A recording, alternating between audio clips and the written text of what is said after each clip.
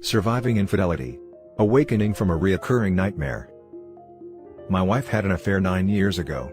We were able to reconcile and move forward. 6 months ago, as we were laying in bed one morning, he texted her. She said it was out of the blue and told me she would block his number. After some investigative work, I discovered a series of texts between the two over a week-long period. I gave her the benefit of the doubt and didn't press the matter. All seemed good and future call and text logs didn't indicate any further interactions. Last week, she helped my niece, who was staying for a week, with a phone and Apple ID so she could communicate with her parents. I got up to help the kids get ready for school, and my niece and youngest son were staring in disbelief at some raunchy messages that came through over the shared Apple ID. Lo and behold, her affair was engaging in some not-so-outstanding human skills. She hadn't blocked the number. Months prior, she also changed the wireless billing account password. 3 strikes, and I am broken off emotionally from her. I told her it was over and I wanted a divorce. Now I am being made to look like an overreacting oaf because nobody knows the backstory. She is making every effort to reconcile, but I am cold, with good reason. She took serious effort to highlight the fact that I have trust issues. Thank you very much. I can't. She hurt our child, she's hurt me. I'm done and I don't care how people feel about my perceived behavior. So much for trying to respect a person's faults. Edit. Extracted from a common question this community has. Mostly with why I stayed after what occurred 9 years in the past. I'm cool, I have my confidence and the love of my children. Quite honestly, tonight I thought a lot about why I didn't leave sooner. My answer: she has 3 children from her first marriage, and I raised them for the last 14 years. If I wasn't there for those kids, they would have suffered an ill-advised upbringing. She wanted to be their friend and never their parent. All the discipline and words of wisdom came from one place, and at 20, 19 and 17, they have expressed what me being in their lives has meant. It's possible they would have been okay, but highly unlikely in my opinion. I wanted to leave, but something inside me said, the kids really needed me. Now for the top comments before the little update. And why don't people know the backstory? I remember when my therapist asked, and why does she get to escape the consequences, whilst you look like the bad guy? I really want my sons to respect women honestly. Small-town biases would smash that, I'm certain. Your example shows them how to respect women, not pretending their mother is flawless. The kids only need to know age-appropriate information about why you're separating. Friends and family need to know the full truth. Sometimes they will hold wayward spouse accountable. At worst, they may back off harassing you to constantly forgive the lies and betrayals. You need to also show your sons how to respect yourself by your example. How to value yourself as a partner and how to have standards. They will model what they see, and if the relationship with their mother is full of lies and pain, they'll repeat in their own lives because they won't know any better. Wishing you the best. I'm really going to chew on this perspective, I like it. Thank you. Let them talk, focus on severing your ties from her.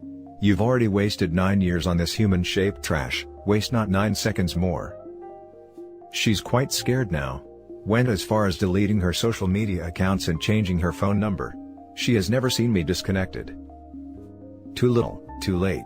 Edit. I changed my mind on the let them talk thing. I understand wanting to protect your children from the truth, but if friends and relatives are buying her narrative and butting in, then you really need to get ahead of the game and set their record straight, with proof if need be. I'm talking scorched earth, napalm bomb, the whole comic book story they're writing about you. I would say so. I've never unfelt like this before. Now for the update. After being asked for my side of the story by one of her relatives, I learned that the entire story hasn't been shared. No mention of previous contact with the other guy. No mention of the trove of nudes uncovered. As expected, a victim portrait was painted. So, I shared my side. Now for the next story. I, male 41, don't think I will ever marry again. Don't get me wrong. I have pretty much been a never say never sort of a guy all my life. I have never really dismissed an idea, even if it made no sense in the first place. Show up and follow through has been my motto of sorts. But this is something I will not go through again. To love someone wholeheartedly, to give them everything, to place them above and before you, to be there in sickness and in health, and a couple of near-death illnesses, to be awake all hours of the night nursing them back to health, to give them the benefit of the doubt over and over. To take all the crap they throw at you, to absorb their manipulation, lying, insults, BS, and gaslighting, is something I do not want to put myself through again. To do all that and watch them flush a fully functional and loving marriage down the toilet like a turd is not something I cotton to, at all. To be cheated on by someone you love is the worst thing in life, period. I see a life ahead that revolves around me and my sons. I will see them grow, graduate, move out, go to college, perhaps fall in love and marry. I've had one marriage, they will too. They will explore the world, earn, spend, get their hearts broken, perhaps break a few along the way. One fine day, they might present me with a child of their own. But it will only be to me, and to me alone. There won't be anyone next to me. I've had enough. This life is mine alone. I will not share it with anyone. No one deserves it. Which takes me back to the first paragraph. What soon-to-be ex-wife has done is not just cheat on me, she has changed me. From a person who is willing to give everything and everyone a chance, I have now become a cynic who first carefully evaluates how much is this going to hurt me, before I commit to anything that is remotely new. Which is why I hate her even more now. Cheating was bad enough, her changing me is worse. Now for the top comments. I have followed you since the beginning. How you handled this really should be textbook for all those who have been betrayed. You may not have felt this way, but to us you are a hero. You handled the lawyer, the private investigator and your ex, not to mention stay strong for your kids. As for your ex, minimizing contact with her is by far the best way to handle someone like her. I understand your choice to not get married again. This type of trauma takes a huge amount of time to deal with, and rushing into another relationship would not be advisable. However, it doesn't mean you can't go out and date even if it's a one-night thing. For me, it helped regain my self-worth, but it showed my ex that not only I will move on, but to let her know that what she did to me will not stop me from finding someone far better. Stay strong, my friend. I agree. I have the same feelings and a similar story, but I'm female. I too struggle with how much the betrayal has changed me and my optimism about the future. There is also a real fear of putting yourself out there, because I can't imagine ever getting close enough to anyone to be hurt again. At the same time, the thought of not having any kind of relationship devastates me, but I'm not sure I'll ever be able to trust or open up completely. I often say the only ideal future partner for me would be someone who got screwed over as much as I did. Someone who has been through it would truly not want to ever make someone else feel this way. I hope you, and anyone else who feels this way, eventually gets to the point where they feel hopeful about the future. I'm trying. Prayers and positive thoughts to you. I totally feel you. I was screwed over by my ex-husband of 10 years, together 14 years with 9-year-old sons. What he did was unforgivable in terms of the affair, but the thing that burns the most is how he has shaped my future. I am changed as a person. I approach every single relationship in my life differently. I will also never marry again. Screw that. But it makes me sad that I won't have that long-term companionship, total love and trust thing. I won't be able to watch my babies grow with anyone, marvel at how we made them, be so freaking proud of everything they achieved together. That burns. Precisely. When my kids ask me why other kids have both parents living with them, it just kills me from within. These little angels are my world now, and I would slay dragons for them. But I am helpless when they ask these questions. I'm ahead of you there, 2 marriages with cheating ending them, now 44. For me, the worst part about it is, twice I have gotten up in front of my family and friends and declared my love for someone and committed till death do us part, and they've cheated. I would feel too ashamed to ever do it again. It's like the little boy who cried wolf. Thinking of our wedding day and going through all those memories makes me feel like such a fool. Really, if it weren't for the thought that my kids might want to see the wedding album one day when they are older, I would have burned it to a crisp a month ago. You have been through a ton. Time to focus on yourself now, I guess. I hope you find happiness. Now for the last story. My, male 29, girlfriend, female 29, of 6 years broke up with me 5 weeks ago. Last week I found out she'd been cheating on me. So, here's a bit of backstory. We met 6 years ago at work and started going out not long after meeting. We ended up having a kid pretty quickly, happy accident. 2 years away we brought our first home with money I inherited from my dad. All seemed well up to this point. So the breakup itself. A week or so into January, we were just done watching TV and about to go to bed. Before we do, she says we need to talk. No one likes hearing this and I immediately freak out. She says she feels like we're drifting apart and never talk anymore. I was very confused about this as we see each other every day and talk all the time. She brought up a few points, some of which were fair, others not so much. We've been engaged for 4 years and she felt like we were never going to get married. Fair point, but we had both agreed to focus on doing up the house and wanted to wait for our son to be a bit older. She wants more kids but felt like I didn't. Not true at all. I don't know why she thinks I wouldn't like more kids, I've always been open to it. She wants to buy a bigger house one day, but thinks I'm too comfortable in our current home. Who doesn't want a bigger house? But at the minute, our current one suits us fine. I don't help around the house enough. This is a very valid point. I've been so lazy the past year, somewhat due to COVID constantly being on my mind. I'm an essential worker. But obviously I can't blame it all on that. I've not been doing DIY around the house as much. The first 2 years in this house, I used all my holiday time to get stuff done, but she's had complaints about everything I've touched. Instead of wasting time and money on doing it myself, I've been saving money to get it done professionally. Plus, with the house never being empty due to COVID, getting DIY done isn't the easiest. I don't make enough effort with her friends. I don't think that was a fair point. Some of her friends I've only met at parties and stuff, some of them haven't been the nicest to me, but I've always made an effort with her best friend. Anyway, after the talk, she sleeps on the couch and in the morning goes to her mom's. She plans to stay a while and packs a few things. I spend the whole day a mess while trying to look after our son. Around 6 or 7 p.m., I get a text saying she's coming home to see our kid and have a talk with me. Obviously I'm nervous.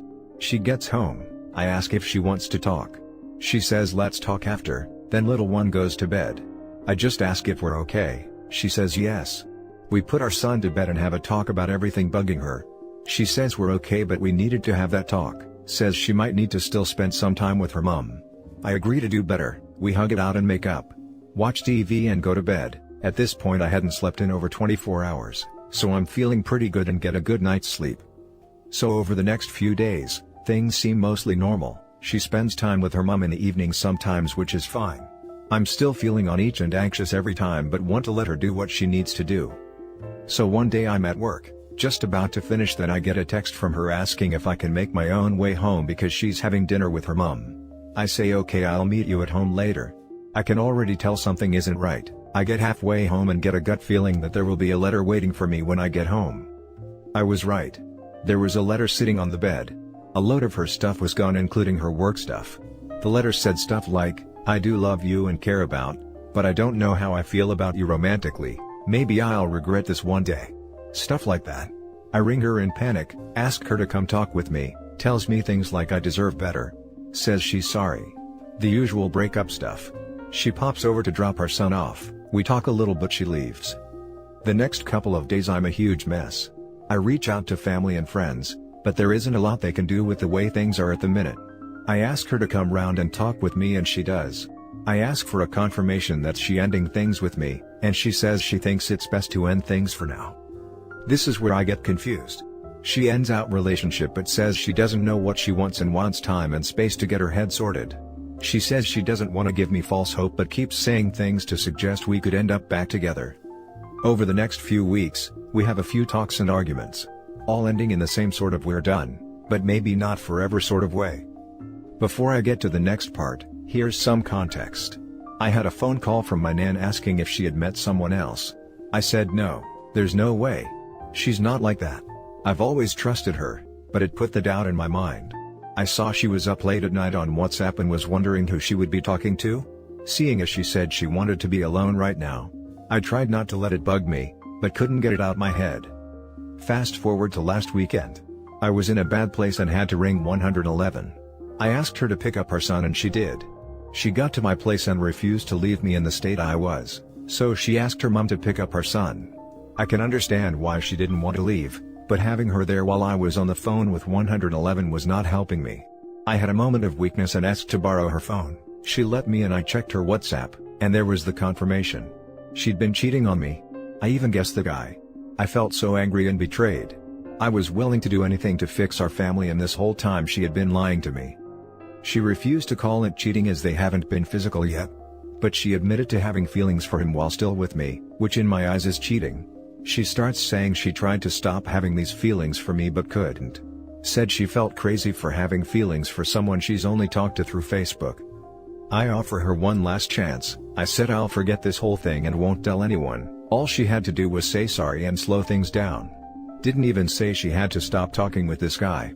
Just slow things down. She didn't even want to do that. She said she didn't want or deserve my forgiveness. The next day we have another argument over the phone while I'm walking to her place. I get to hers. I've calmed down and said I'm done arguing. I tell her all the plans I've made to do with or without her, but it all seems to go in one ear and out the other. Haven't really spoken to her since. So that's the story. Any advice would be great because I really don't know what to do at this point. I feel like after all this I shouldn't want her back. But I'd be lying if I didn't say I wasn't sure. How do I move on from this? How do I get used to living by myself? How do I pay a mortgage by myself on a low-paid job? Now for the top advice. Get it out of your head that she's going to come back. It's only going to cause you more pain and prevent you from properly grieving. It's time to admit things are over so that you can mourn that loss and properly move forward. She monkey branched to avoid coming back. But even if she did want to come back, OP, please love yourself enough to never take that bait. There are women that will love you for who you are and won't cheat. There's too little time to waste on horrible partners. 6 years sucks to lose, but it was already spent, sunk cost. I did this with my 2 wives who treated me like crap. I kept hoping for a better future that would never come. Wasted 12.5 and 13.5 years. Counseling has helped me tremendously. I recommend it to everyone. It's hard to find healthy relationships when you're still reliving your childhood traumas. Hugs OP, you got this. Man, I gotta tell you, I feel for you, bro. I don't wanna lie to you, it's gonna suck, for a really freaking long time. A girl I absolutely loved cheated on me over a decade ago. I'm married to another wonderful woman I started dating after, and I still haven't completely gotten over it, but it is a ton easier and I don't think of her much anymore. But when I do, I can still feel the pain. I want to tell you what I wish someone had told me. Focus on yourself. Think about the things you did wrong in the relationship, not what she said necessarily, but the crap you personally feel you did wrong or could have done better, and then forgive yourself for all of it. Don't play the what ifs, instead, work on those faults. Not just for yourself or your next romantic partner, but for your son. Show him how to have your world utterly destroyed and still have the strength and courage to bounce back a better man for it. I love that you came up with plans and told her what you plan to do, with or without her. Really focus on that and build on it. Get new hobbies, pick up shifts, get another job, find a roommate, stay as busy as you can and grow mentally, physically and spiritually. You have more sleepless nights ahead of you than you can count. The best thing you can do is make sure you're so exhausted when your head touches the pillow that your heart can't convince your mind to keep you awake wondering what the hell happened. You have a reasonable window to mourn the death of your old life, but then you need to get to work on building your new one. As much as it hurts to acknowledge, you know she is. You seem like a genuine guy through the words and emotions you convey. She has taken all the good parts of you for granted. Don't make the same mistake. Thanks for the kind words. I have tons of plans to get myself into, just have to wait for the country to open up first, UK. And that's it for this video, guys. If you have thoughts to share, leave a comment below. Don't forget to hit like and subscribe if you like this content. I'll catch you in the next one. Good day, everyone.